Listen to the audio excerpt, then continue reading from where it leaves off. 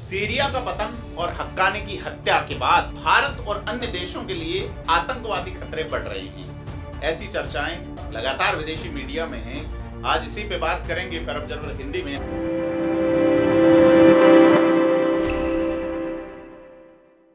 नमस्कार, मैं प्रदीप हूं।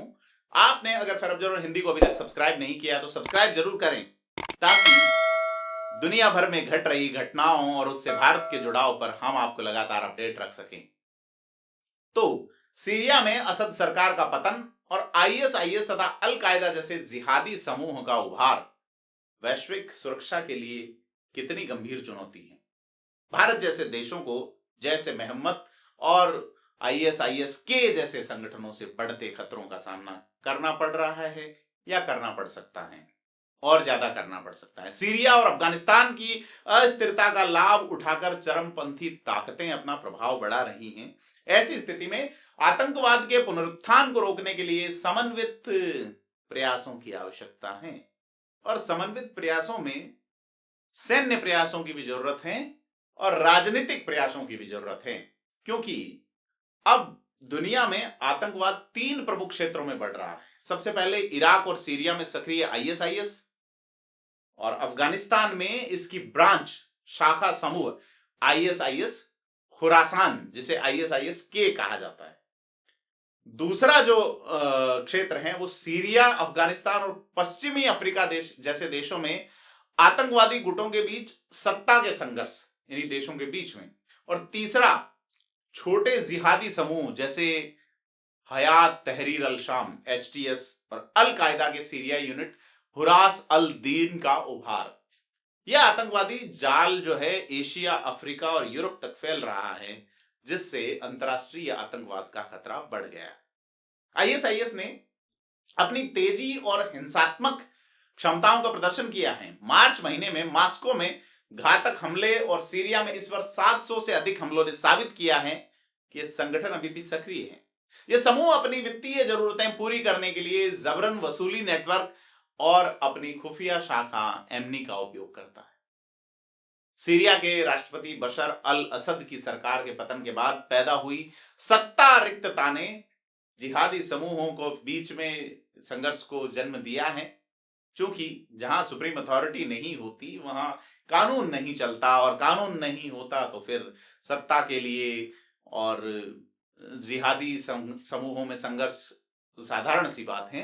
लेकिन इस अस्थिरता ने मध्य पूर्व को और अधिक असुरक्षित कर दिया है, और सीधे तौर पे वैश्विक सुरक्षा के लिए खतरा हुआ है, खतरा खड़ा हुआ है, और सीधे तौर पे वैश्विक सुरक्षा के लिए एक नया खतरा खड़ा हुआ है। छोटे आतंकवादी समूह भी इस अस्थिरता का लाभ उठाकर पुनर्गठित हो रहे हैं और बड़े संगठनों के साथ गठबंधन कर रहे हैं। बात हम भारत की करेंगे, क्योंकि सीरिया के संकट ने भारत में आतंकवादी गतिविधियों के बढ़ने की आशंका को और प्रबल किया है।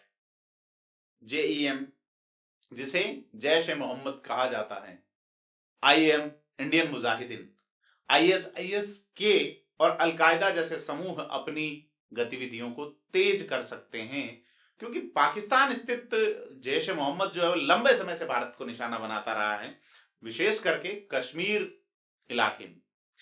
इसके संस्थापक रहे मसूद अजहर ने वैश्विक जिहादी आंदोलनों का समर्थन किया है और सीरिया की घटनाओं को अपनी विचारधारा के लिए प्रेरणादायक बताया है। और इंडियन मुजाहिदीन जो भारत के शहरी इलाकों में बम धमाकों के लिए जिम्मेदार रहा है। मुजाहिदीन ने वैश्विक जिहादी नेटवर्क को अपनी साझेदारी मजबूत करने का माध्यम बनाया है। अब यह समूह सीरिया में अपनी गतिविधियों को बढ़ाकर अंतरराष्ट्रीय संगठनों जैसे आईएसआईएस के साथ जुड़ रहा है, क्योंकि 1992 में भारत में बाबरी मस्जिद विध्वंस की घटना आज भी इस्लामिक चरमपंथी समूहों के लिए एक प्रेरणा स्रोत जैसी नजर आती है। जैश ए मोहम्मद और इंडियन मुजाहिदीन जैसे संगठन इस घटना का उपयोग अपने प्रोपेगेंडा और भर्ती अभियानों में करते हैं। मसूद अजहर जैसे नेताओं का समर्थन सीरिया के जिहादी समूहों को मिल रहा है, जिससे भारत के खिलाफ उनके नेटवर्क और मजबूत हो रहे हैं।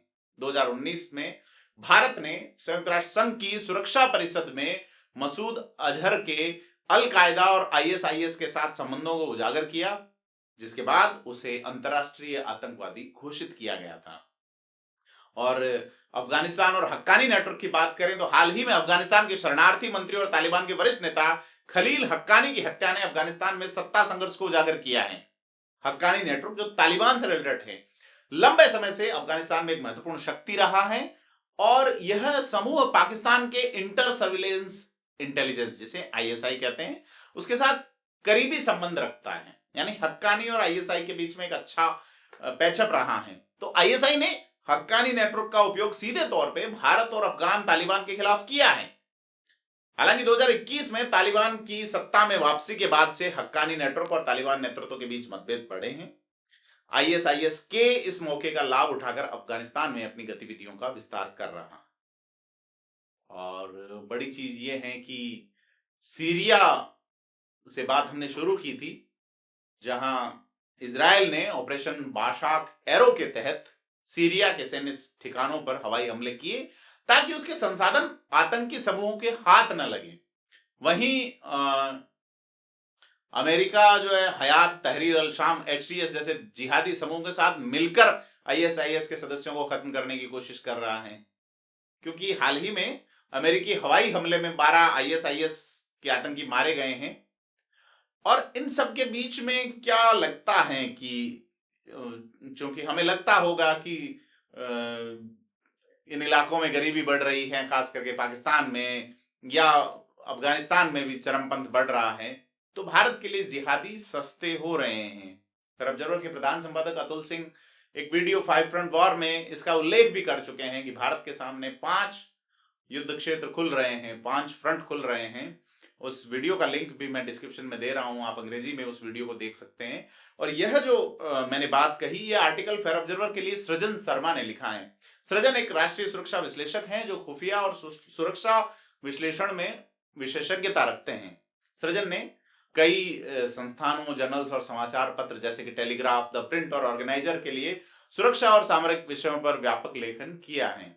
सृजन फिलहाल JNU school of international studies में गेस्ट जो है वो के तौर पे कार्यरत हैं, अतिथि योगदानकर्ता के रूप में कार्यरत हैं। और उन्होंने वुडवर्ड जर्नल के लिए एक रक्षा संपादक के रूप में भी सेवा दी है। और सीधे तौर पे सृजन इस लेख में ये भी बताते हैं कि सिर्फ सैन्य कार्रवाई पर्याप्त नहीं होगी, क्षेत्र में स्थायी सुरक्षा सुनिश्चित करने के लिए सैन्य और राजनीतिक रणनीति का समन्वय आवश्यक है, अन्यथा सीरिया और अफगानिस्तान आतंकवादियों के लिए सुरक्षित पनाहगाह बन सकते हैं, जिससे वैश्विक स्थिरता को सीधे तौर पे खतरा होगा। आपको क्या लगता है, कमेंट करके बताएं। फिर जरूर हिंदी को सब्सक्राइब जरूर करें। धन्यवाद।